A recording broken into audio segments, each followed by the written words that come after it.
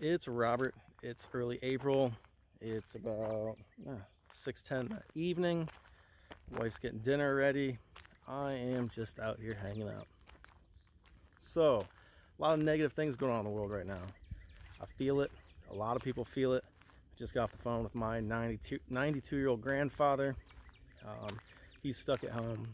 He just retired last year, so this was pretty hard on him. But everybody's down. Gotta stay positive. I know it's hard. It's been a hard week for me.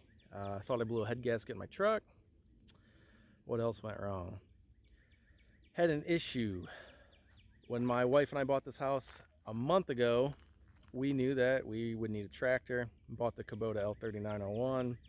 And my father-in-law said, hey, I'll help you guys out, and gave us a Husqvarna riding lawnmower. As you can see, got a pretty big yard to mow.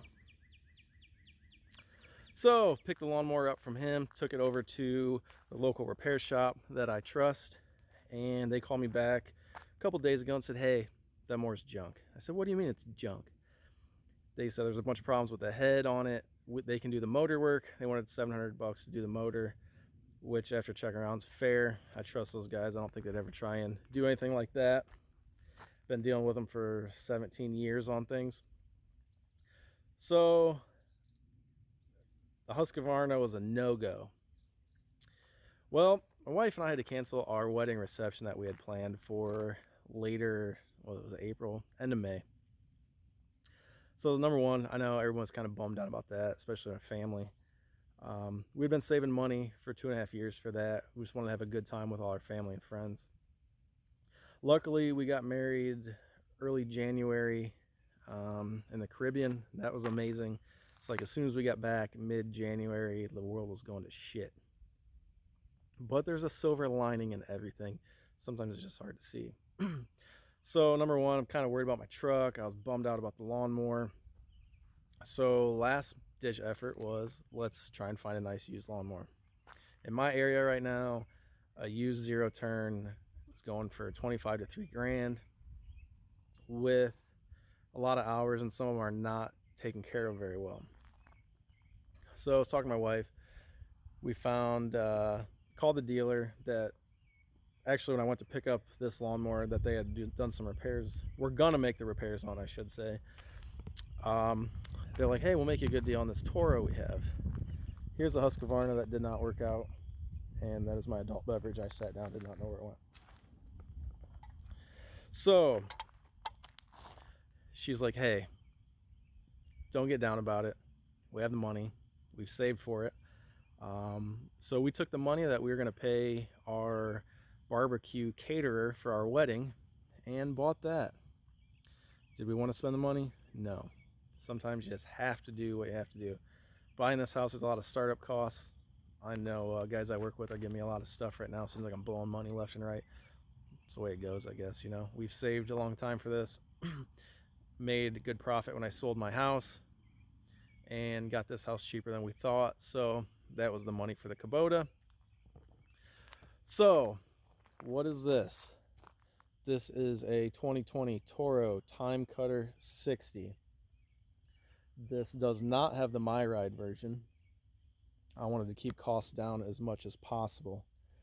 The hardest part for me is I do a lot of research, and sometimes I'm OCD on research. I started looking up tractors a year ago because I knew that we'd be buying land in the future, and a tractor is a big investment. So I literally spent 12 months. I went to dealers, talked to factory reps. I went to farmers I knew that had tractors. If I knew anybody that had a tractor and the size horsepower I was looking at, I talked to them. Even my electrician, his dad had a tractor. Talked to them all. Service techs, you name it. With this, I did not have that luxury. As you can see, the grass is growing here. Actually just mowed with this for the first time, and I'm kind of ashamed how dirty it is. I hit some wet spots that I did not know were in my yard, and it's totally messed up. But my wife's like, just pay for that. Just take it out of the savings account. That is basically a barbecue dinner for our wedding reception. So silver lining, yeah, sucks our reception got canceled. We're still kind of arguing with the venue on getting our money back. I understand they had a contract. We signed that contract saying we would not back out. On the other hand, the situation, which I'm trying to point out, is this has never happened before in the United States, let alone the world, where there's been a crisis like this and people locked at home. So they said they're sending me some paperwork in the mail. We'll go from there. Hopefully we get our down payment back. But this is the new mower. I just mowed with it for the first time. As you can see, I hit some low spots. This was actually the first time I mowed this property, as we bought it 30 days ago. First impressions of the mower. It's a workhorse. Nothing fancy on it. I did not get the My Ride. Excuse me, I did not want to pay the extra money. Same thing when I bought the Kubota tractor. I'm not really worried about creature comforts. I want something that's going to work and do work. And do it efficiently. And that's what this is doing. This has the new Toro commercial V-twin 24.5 horse. Something I really like about this motor is I take really good care of all my vehicles, my motors. I stay up on my fluids. This has a hose that pops out, goes through these two clamps. It'll tuck down in here right into your oil drain pan, excuse me. Pop it back up. There's a little nipple in here that slides over to keep debris out of it. Pour your oil in, you are done. You know, obviously you got to change the filter.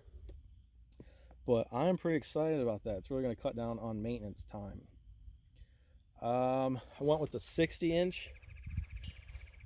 And this mower only costs a couple $100 more than what I was finding used ones on the market for.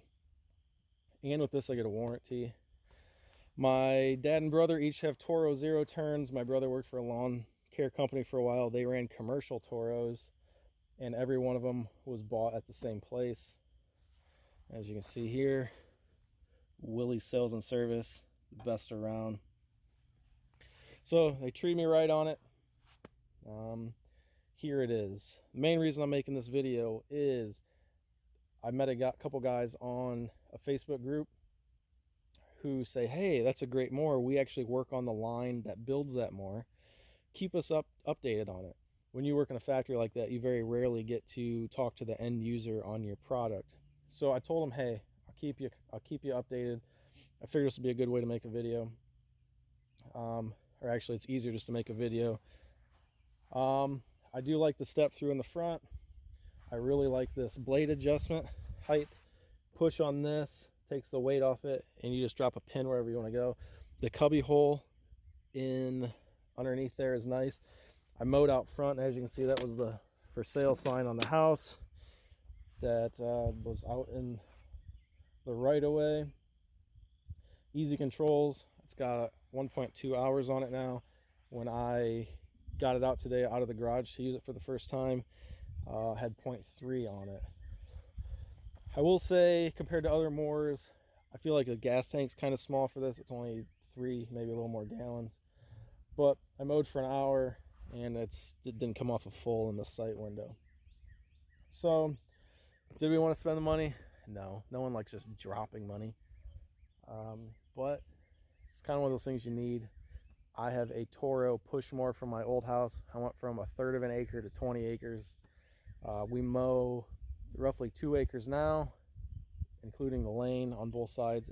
On Google Maps, it comes out to about 2 acres.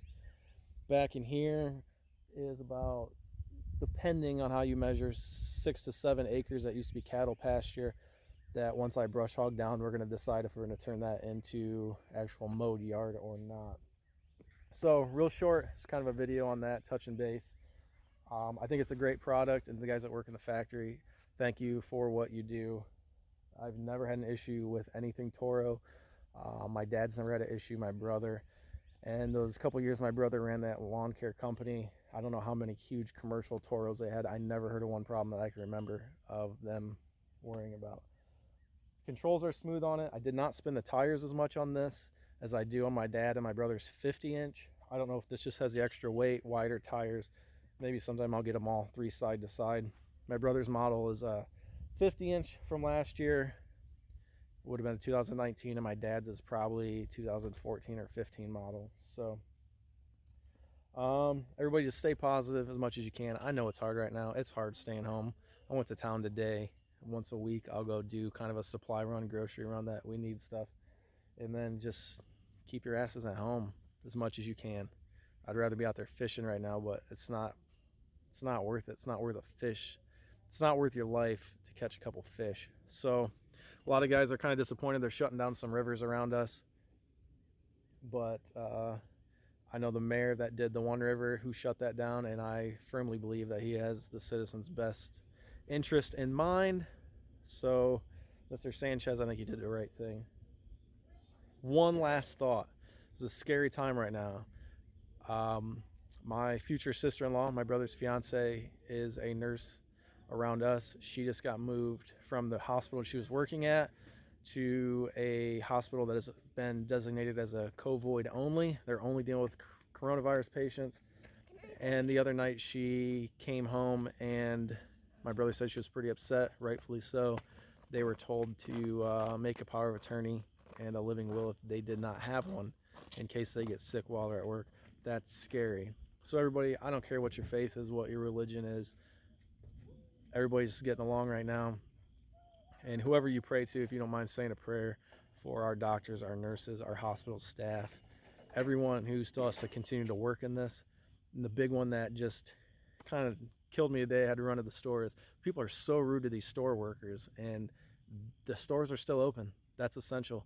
Be nice to these people. It doesn't take much to be nice to someone, especially when the country and the world in a whole is suffering and full of uncertainty. I think that's the biggest problem, is just uncertainty. People are working from home. At the same time, they're trying to be stay-at-home teachers, or I should say makeshift teachers for the little ones that are at home right now. And it's hard and it's difficult and it's stressful to try and juggle those full-time jobs. So for everybody out there who's teaching your kids at home, thank you. You're doing a great job. I know it's got to be hard. It's hard for us at times. So stay positive. There's a silver lining.